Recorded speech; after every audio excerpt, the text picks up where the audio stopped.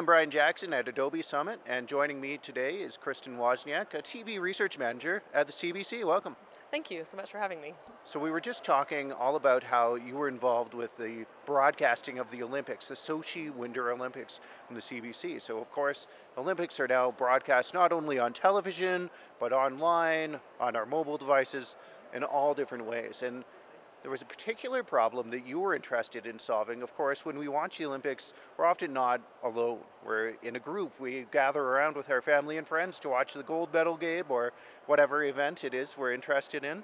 And you wanted to know how often that was happening. Can you tell me a bit about the problem you were facing there?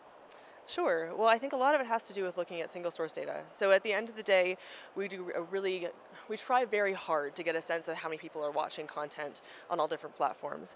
And on television, we have a pretty good sense of if people are watching things together on one screen. But digitally, it's really hard for us to assess that. Right now, a lot of the measurement is device-based, and it's very tricky to get a sense of if there's 2, 3, 4, even 15 people around a computer screen to tune in to watch that winning moment for a gold medal game.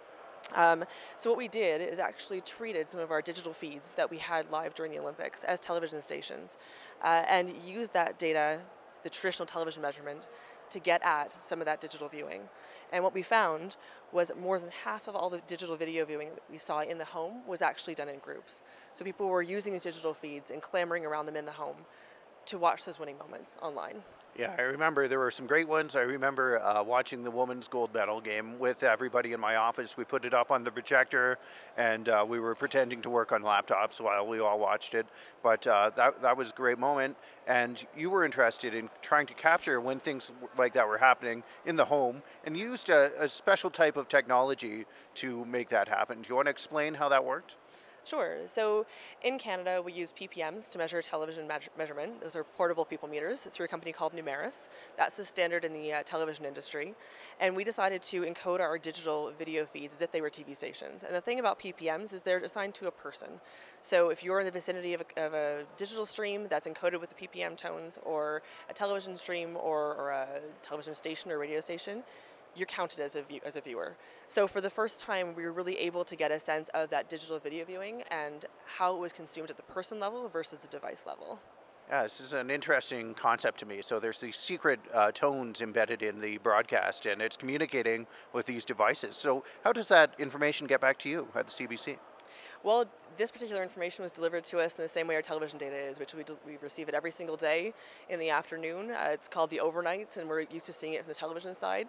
It's a little bit different from the digital world. Digital data is typically near real time in terms of the data that we get in. So embedding the BBM tones or the Numeris tones into that digital content meant it wasn't real-time delivery, but it came with us every single day, or came to us every single day through Numeris with the television data. So what did you learn? How often were people group viewing the Olympics in the home? Well, of course, it depends on the event. It depends on what everyone's doing. But without question, when we saw those big events, those big moments, people were tuning in together on the screen to watch them. And interestingly, we saw that people were doing it in classrooms too throughout Sochi. So if you look at the type of consumption we saw during school hours, we saw kids getting together in classrooms with their teachers to watch this content as well. Yeah, so knowing this now, what are you going to do about it? What are we going to do about it? Well, we're going to keep trying to measure these sorts of things. I mean, at the end of the day, we're moving into a strong cross-platform universe, and we have to find ways to get out of thinking about platform-specific data and making things more cross-platform and multi-platform, because consumers don't think about things that way. Consumers think about their content. They think about where they can get it because they want to watch it. They don't necessarily think about whether it's on a television or a smartphone or on a tablet or a desktop or on the radio. So we need to start adapting to that in a more meaningful way.